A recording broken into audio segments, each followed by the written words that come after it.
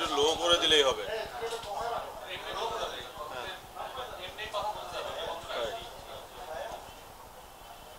ঠিক আছে, এখন ঠিক আছে।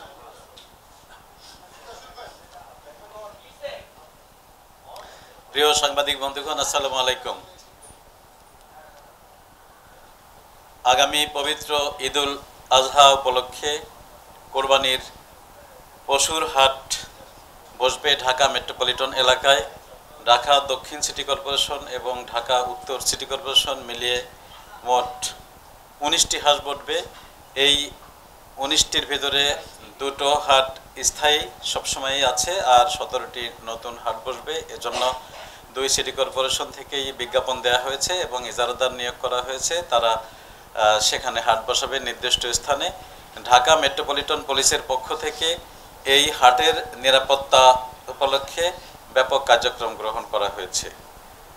প্রথমত, যে সমস্ত হাটে গরু আসবে, আসার পথের নিরাপত্তা, হাটের যে স্থানে লেনদেন হবে, বেচাকেনা হবে সেখানকার নিরাপত্তা, এবং এরপরে বিকৃত টাকা নিয়ে যে গরুর মালিক তারা যে এখান থেকে চলে যাবেন সেটি নিরাপত্তা। এই সমস্ত বিষয় মিলে নিরাপত্তা পরিকল্পনাটি সাজানো হয়েছে। আমরা সকল গরুর হাটের যারা ইজারাদার তাদেরকে বলেছি তারা যেন তাদের হাটে যে সমস্ত গরু আসবে বিভিন্ন খামার থেকে বা বিভিন্ন অঞ্চল থেকে, সেই ট্র্যাকে তারা যেন সেই হাটের নামটি মোবাইল ফোন নাম্বার সহ লিখে দেয়, যাতে এক হাটের গরু অন্য হাটে যেতে না পারে। যদি সেটি যায় তাহলে তাদের বিরুদ্ধে, বা কেউ যদি জোর করে নেওয়ার চেষ্টা করে বা করে, তাহলে তাদের বিরুদ্ধে আইনগত ব্যবস্থা গ্রহণ করা হবে। এরপরে হাটে যাতে নিরাপদে বেচাকেনা হতে পারে সেজন্য আমাদের ইউনিফর্ম পুলিশ, সিভিল পুলিশ থাকবে। এছাড়া ড্রোন প্যাট্রোলিংয়ের ব্যবস্থা করা হয়েছে। সকল হাটে সিসিটিভি ক্যামেরার ব্যবস্থা করা হয়েছে।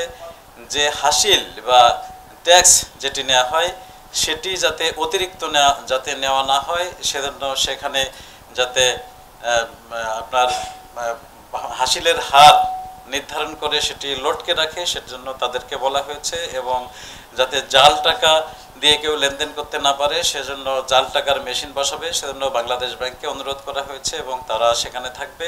এবং টাকা যাতে সহজে লেনদেন হতে পারে, যে নিকটতম ব্যাংকের বিভিন্ন শাখা সেখানে থাকবে, পুলিশ নিরাপত্তা দেবে এবং পুলিশেরও একটি করে ক্যাম্প সেখানে থাকবে। আমরা এই সকল নিরাপত্তার জন্য একটি সমন্বয় সভা করেছি এবং সমন্বয় সভা করে প্রতি হাটে একটি করে কোঅর্ডিনেশন কমিটি গঠন করা হয়েছে, যারা হাটের টোটাল নিরাপত্তা ব্যবস্থা নিশ্চিত করবে এবং সমন্বয় করবে। তারা নিজেদের একটি হোয়াটসঅ্যাপ গ্রুপ খুলে নিজেদের মধ্যে যোগাযোগ করবে, যাতে কোনো ধরনের কোনো সমস্যা তৈরি হতে না পারে। এছাড়া আমাদের যে সমস্ত জায়গায় নদী পথে গরু আসবে সেখানেও যে সমস্ত জায়গায় গরুর ট্রলার ভিড়বে সেখানে নৌ পুলিশ সেই এলাকায় টহলরত থাকবে এবং স্থলে ঢাকা মেট্রোপলিটন পুলিশের সদস্যরা থাকবে, যাতে জোর করে সেখান থেকেও ট্রলার থেকেও কেউ কোনো এক হাটের গরু অন্য হাটে নেওয়ার জন্য কোনো ধরনের অপতৎপরতা করতে সক্ষম না হয়। সকল হাটে যাতে নিরবচ্ছিন্ন বিদ্যুৎ ব্যবস্থা থাকে সেজন্য বিদ্যুৎ বিভাগকে অনুরোধ করা হয়েছে এবং তারা সে ধরনের ব্যবস্থা করার জন্য ইতিমধ্যেই আমাদের সাথে একমত হয়েছে। কিছুদিন আগে ইজারাদার সঙ্গে বৈঠকে আপনি বলেছেন এক হাটের গরু অন্য হাটে যদি কেউ নেওয়ার চেষ্টা করে তাহলে পরিকল্পনা।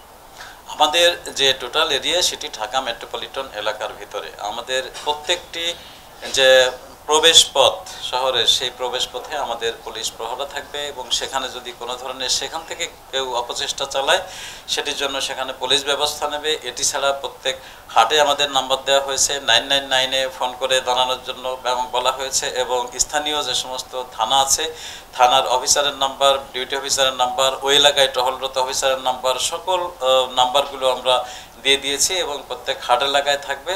আমরা বলেছি যে গরুর যারা হাটের ইদারাদার তারা যদি মনে করে যে তাদের সেই হাটের গরু সেটি আমাদের নাম্বার দিয়ে দেওয়া, সেটিও তারা কিন্তু দিয়ে দিতে সক্ষম হবে, সেটি করবে। এবং একটি নির্দিষ্ট সময় আপনারা জানেন যে 13 তারিখ থেকে ঢাকা শহরের হাটগুলোতে গরু আসা শুরু হবে, বিশেষ করে অস্থায়ী হাটগুলোতে।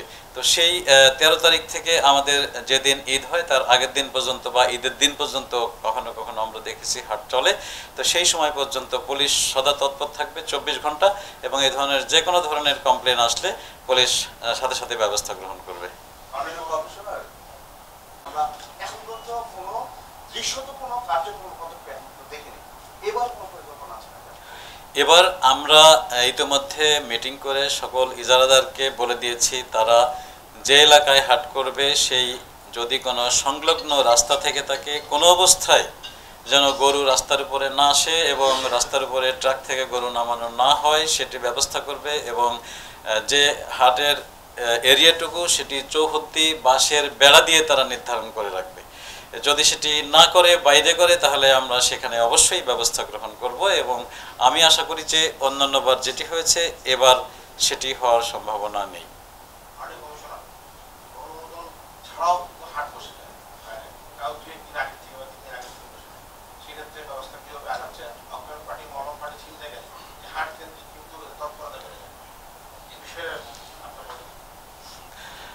আমরা যে পরিকল্পনা গ্রহণ করেছি সেটি আমাদের ইউনিফর্ম পুলিশ এবং সিভিল পুলিশ অর্থাৎ ডিটেকটিভ ব্রাঞ্চের লোক সেখানে থাকবে, এবং প্রত্যেকটি জায়গায় আমাদের টহল থাকবে। শুধু টহল আমরা বলেছি যে সাইবার টহলও কিন্তু আমাদের থাকবে, যে এই ধরনের কোনো অপতৎপরতাকারীরা এগুলো কোনো কিছু করতে পারে কিনা কিংবা অনলাইনে কোনো প্রতারণা করতে পারে কিনা সেজন্য সাইবার টহল থাকবে। এবং সেজন্য আমরা সকলকে সতর্ক করে দিতে চাই, যারা অনলাইনে গরু কিনবেন তারা দেখে শুনে বুঝে কিনবেন, যাতে কোনো রকম আপনারা প্রতারিত না হন।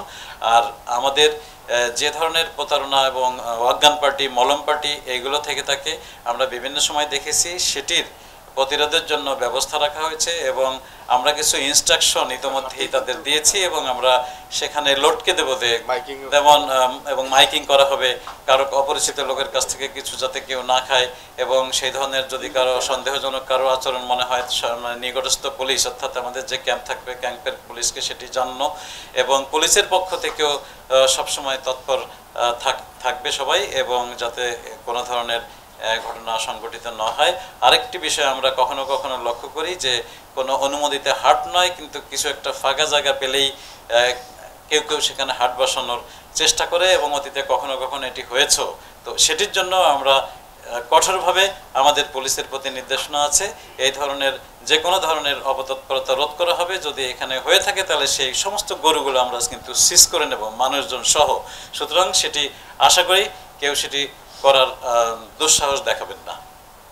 ঠিক আছে, থ্যাংক ইউ। আমার মনে হচ্ছে আর কিছু নাই। আর কিছু যেহেতু আনার ইস্যু চলতেছে, গতকাল আমরা শুনেছি একজন আওয়ামী লীগের নেতাকে আটক করেছে গোয়েন্দা পুলিশ, এরকম কোনো তথ্য আছে কিনা? আর যেহেতু 3 জনের স্বীকারোক্তিগুলি জবানবন্দি হয়ে গেছে আর মামলাটি সেখানেই তদন্ত করার কথা আমরা শুনছি, আসলে এই মামলার ভবিষ্যৎ যে অপহরণ মামলাটি হয়েছে সেটা যদি আসলে বাংলাদেশ পুলিশ প্রমাণ করতে চায় সেক্ষেত্রেও তো হত্যায় প্রাণ করতে হবে, যেহেতু হত্যা হয়েছে সেক্ষেত্রে বাংলাদেশের অপহরণ মামলার কি আসলে ভবিষ্যৎ আছে কিনা বা কিভাবে সামনের দিকে এগোবে বা লফুল ডেস্টিনেশন বা ভারতে আইনে যেভাবে আছে সেভাবে হবে আসলে কোনো সিদ্ধান্ত?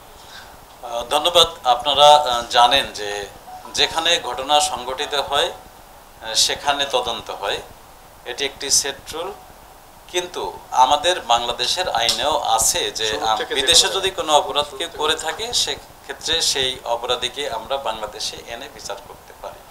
কিন্তু আমরা যতটুকু জেনেছি, আপনারাও জানেন যে ইন্ডিয়ার যে কলকাতা সিআইডি তারা সেটি তদন্ত করছে এবং তাদের কাছেও একজন আসামি রয়েছে, দুইজন, একজন তারা নেপাল থেকে নিয়েছে এবং তারা আগে একজন অ্যারেস্ট করেছিল। আমাদের কাছেও আছে, তারা তদন্ত করছে, আমরাও তদন্ত করছি, তারাও তদন্ত করছে, এবং এক পর্যায়ে আমরা সিদ্ধান্ত নিয়ে যে কোনো একটি জায়গায় এই বিচারটি হতে পারে। ঠিক আছে, থাকা। Thank you.